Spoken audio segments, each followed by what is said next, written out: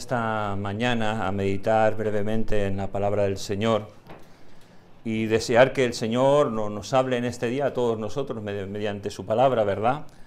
Vamos a orar y vamos a pedir que el Señor nos hable a todos, conforme a las riquezas que Él tiene en su gloria, pues que nos hable para que un poquito de esa riqueza recaiga sobre cada uno de nosotros.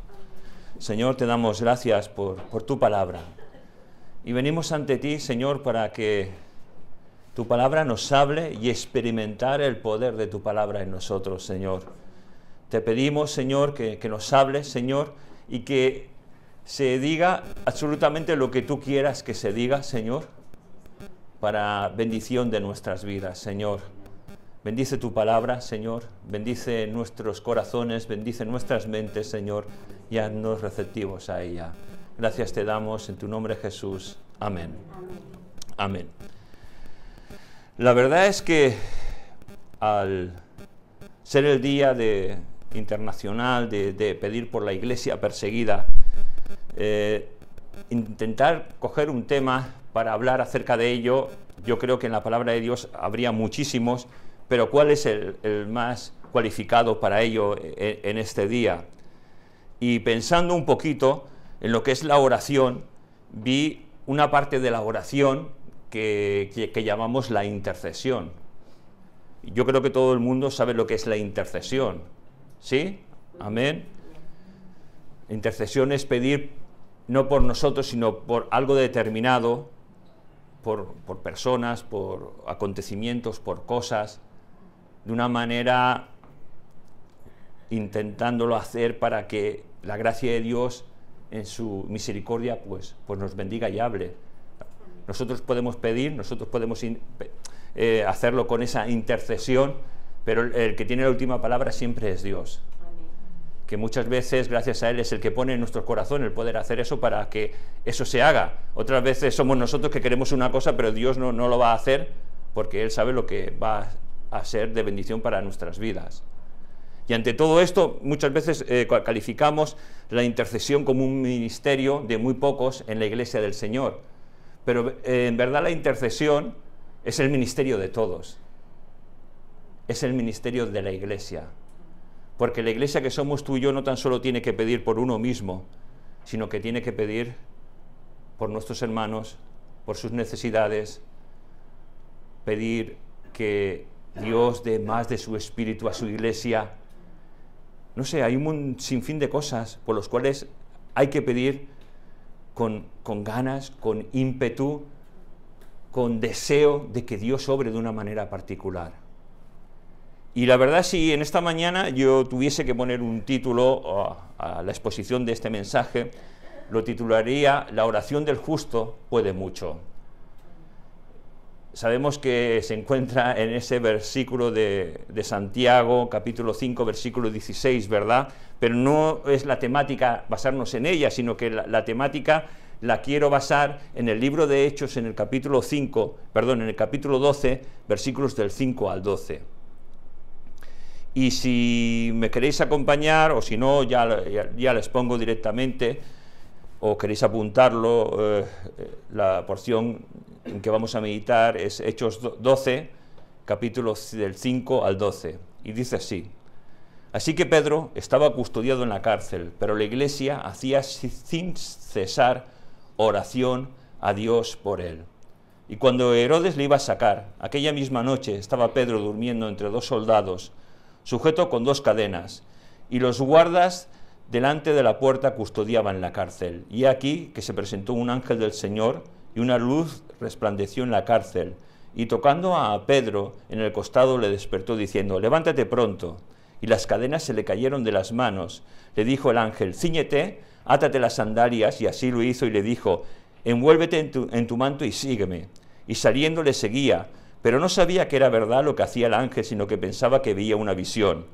Habiendo pasado la primera y la segunda guardia, llegaron a la puerta de hierro que daba a la ciudad, la cual se les abrió por sí misma, y salidos pasaron una calle, y luego el ángel se apartó de él. Entonces Pedro, volviendo en sí, dijo: ahora entiendo verdaderamente que el Señor ha enviado su ángel y me ha liberado de la mano de Herodes y de todo lo que el pueblo de los judíos esperaba, Y habiendo considerado esto, llegó a casa de María, la madre de Juan, el que tenía por sobrenombre Marcos, donde muchos estaban reunidos orando. Amén. Qué porción tan hermosa, ¿verdad? ¿Sabes? Analizando esta porción, yo creo que Pedro tenía un problema, o al menos eso me parece, que la iglesia en Jerusalén tenía un problema, pero ese problema, ya que vemos que empieza la persecución en Jerusalén, que habían cogido uno de los principales líderes de la iglesia y lo habían matado, a Juan, al hermano de Juan, y ahora tenían a Pedro en su poder. Y la verdad es que el fin de Pedro era el mismo de lo que le había pasado al hermano de Juan. Y la iglesia que estaba reunida pedían por un milagro, por algo imposible para los hombres, pero posible para Dios. ¿Sabes? Lo que es imposible para los hombres, para Dios es posible. Y esta frase yo creo que muchas veces la decimos predicando, nos la decimos unos a otros. La encontramos en el libro de Marcos, capítulo 10, versículo 27, y me gustaría leerla literalmente. Y dice: entonces Jesús, mirándole, dijo: para los hombres es imposible, mas para Dios no, porque todas las cosas son posibles para Dios. Amén. Qué versículo tan hermoso, ¿verdad? Aunque nosotros lo tomamos como que para Dios no hay nada imposible, y es verdad, para Dios no hay nada imposible. Aquí se estaba refiriendo Jesús a la salvación de las personas. Pero aunque Jesús se estaba refiriendo a eso, sigue siendo todo posible para Dios. Porque tenemos un Dios que hace cosas imposibles. Este problema era muy difícil de resolver. Pedro en la cárcel, habían matado a Jacobo, el hermano de Juan, y por lo que estamos leyendo, Pedro iba a tener el mismo destino que Jacobo. Y vemos algo maravilloso que hace la iglesia. ¿Sabes? No empieza a deliberar, como muchas veces la iglesia cuando se reúne empieza a deliberar o intentar hacer cosas. No se reúne para intentar sacar a Pedro desde la prisión, no se reúnen para intentar coger una fianza o un dinero para poder sobornar a la guardia y para poder sacar a Pedro de la cárcel. ¿Sabes? Emplean el arma más eficaz y más poderosa que tiene la iglesia, y es la oración. ¿Sabes? Con la oración se derrumba cualquier cosa. La oración es calificada como esa dinamita que destruye la altivez humana, que destruye las huestes de potestad que muchas veces atacan a los hijos de Dios. La oración es poder, hermanos. Y tenemos que estar acostumbrados a orar. La iglesia podía tener en ese momento un operativo y una estrategia genial, pero sin oración, hermanos, nada es imposible. Muchas veces cuando tú y yo tenemos un problema, muchas veces intentamos pensar cómo solucionar ese problema, cómo por medio de la lógica, cómo por medio de lo que tenemos a mano, cómo podemos solucionar, cómo podemos acotar una cosa. Pero, ¿sabes? No hay mayor arma, no hay mayor tesoro que la oración. Que tú y yo confiemos en el Dios de los imposibles, en el Dios que puede hacer cualquier cosa, en el Dios que puede sanar, salvar, restaurar y hacer milagros y hacer cosas imposibles.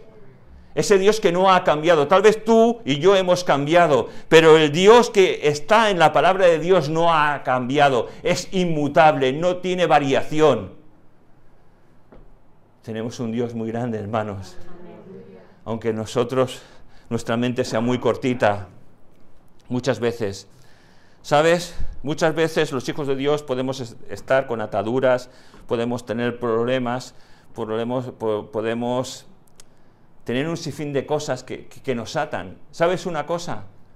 Hay solo cosas que solo salen con oración y ayuno. Con oración y ayuno. Y el ayuno es martirizar por un momento, para que lo entendamos, nuestra carne, para que nuestro espíritu busque la presencia de Dios. busque llenarse de Dios. Busque lo que Dios quiere hacer en nuestras vidas. Y cuando hacemos eso, hermanos, Dios obra. Dios rompe cadenas. Dios rompe ataduras. Parece mentira, ¿verdad? Pero es que también lo dijo Jesús. Cuando sus discípulos querían liberar a unos endemoniados, Jesús les dijo, este género solo sale con una cosa, con oración y ayuno. Y hermanos, aún hay más poder a la oración, el ayuno. No es para que podamos hacer lo que quiera o para pedir caprichosamente delante de Dios, sino es para que la gloria de Dios se refleje en nuestras vidas, para que la gloria de Dios se refleje en medio de la iglesia. En el versículo 6 que hemos leído, la suerte de Pedro ya estaba echada. Y ante tal pronóstico que nos pone la Escritura, de que la suerte de Pedro ya estaba echada por mano de los hombres, ¿sabes una cosa? Dios siempre tiene la última palabra. No es el hombre, no es el poder político, no es el poder militar, es el poder que Dios tiene, porque Dios siempre da su última palabra y nunca el hombre. ¿Y qué es lo que hacen los hijos de Dios? Pues ponerse a orar. Qué maravilla, ¿no? Ante un problema, ante una dificultad, se ponen a orar.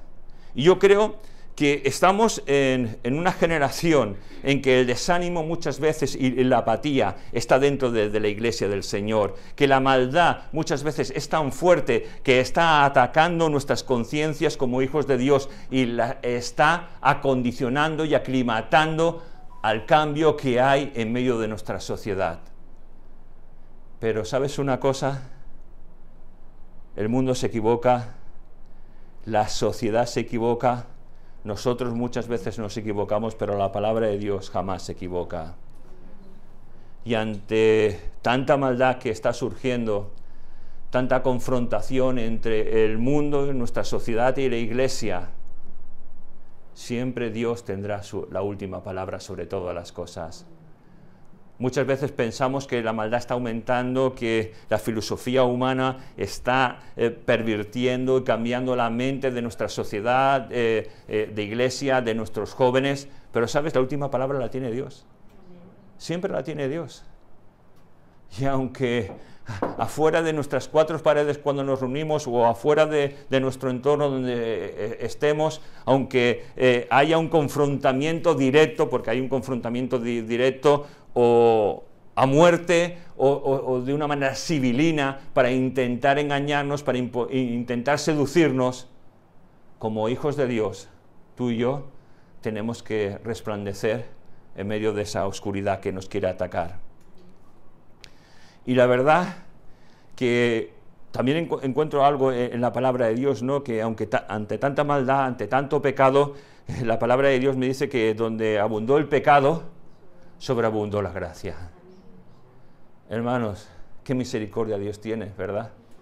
Porque la maldad y el pecado, yo no sé si te das cuenta, pero estamos como en los días de Noé, casándose, comprando, viviendo como queremos, haciendo lo que queremos, y ante tanta indiferencia, ante tanta maldad, pues la gracia de Dios aún está. Y tenemos que dejar que esa gracia de Dios salga. Y como decía nuestro hermano Juan, pues nosotros somos instrumentos para que esa gracia de Dios sobreabunde en medio de nuestra sociedad. No para que la sociedad nos contagie, sino para contagiar nosotros la sociedad que está a nuestro alrededor. Mira, y ante el problema que Pedro tenía, ante lo que la iglesia estaba haciendo, veo que hay un creyente de verdad, y así lo quiero calificar. No es que los demás no fueran creyentes de verdad, pero a veces, en situaciones concretas, repuntan personas que creen.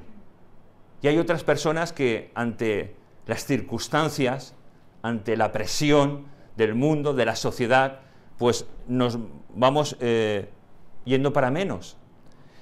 Y estaban orando en la casa de María, la mamá de Juan, y de pronto pican a la puerta y va una muchacha a abrir llamada Rode. lo más probable es que fuera la sirvienta, y una de sus obligaciones como sirvienta era abrir, acompañar, que se pudieran asear los invitados, pero aún así a mí me da la sensación de que esta Rode también era una hija de Dios, porque si no, no la tendrían como sirviente, y eso es maravilloso, ¿no? Saber los roles que cada uno tenemos y que en todo glorificamos a Dios.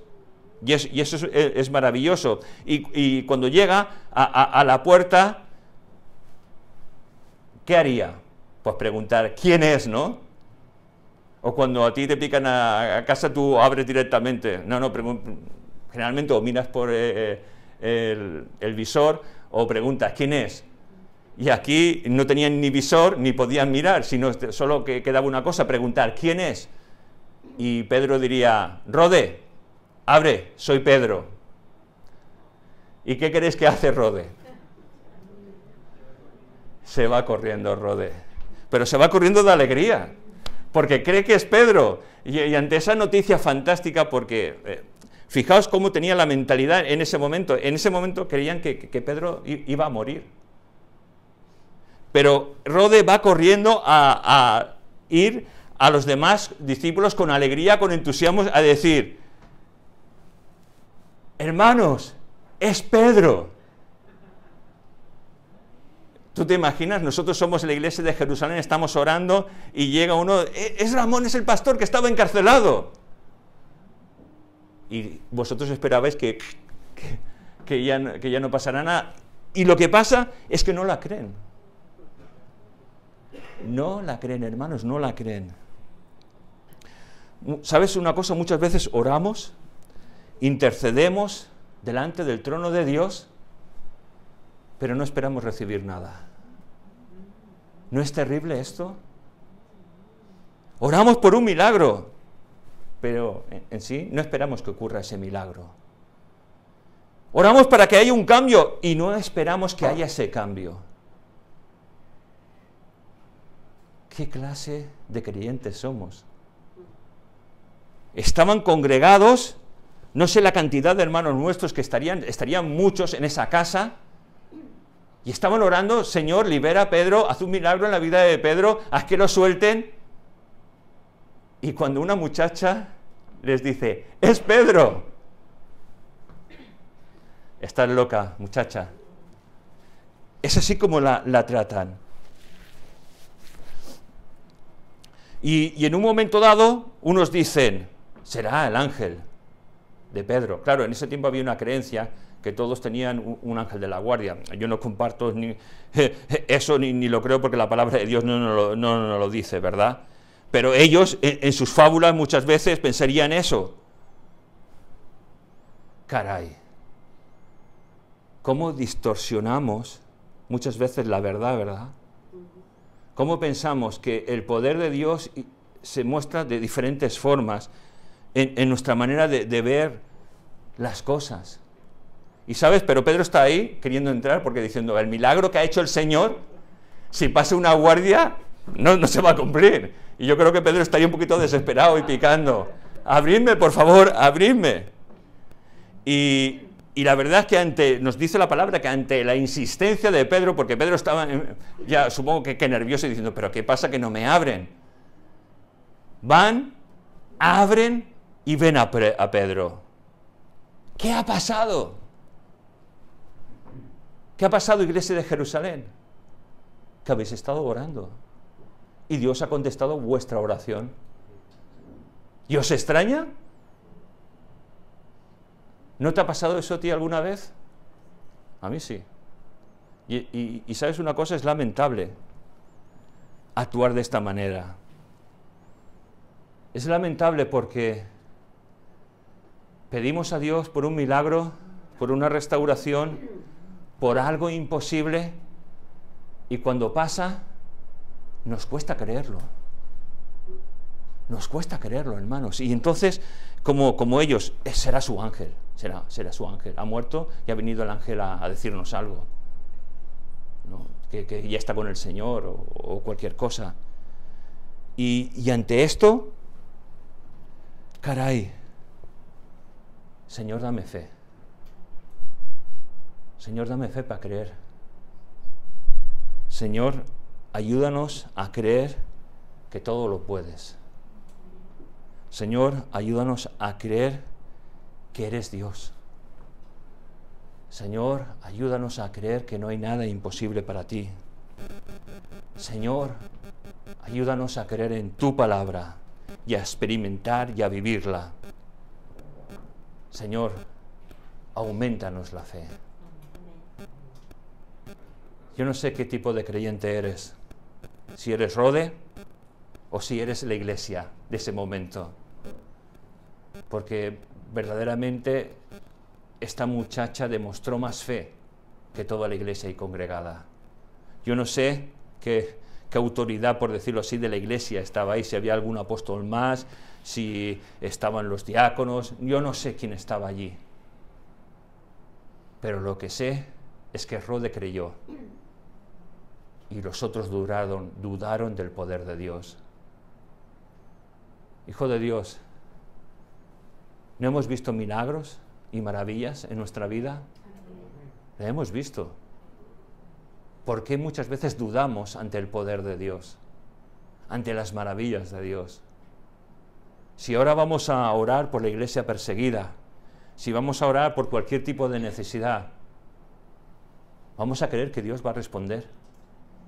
Dentro de su voluntad, por supuesto, porque Dios puede hacer lo que quiera.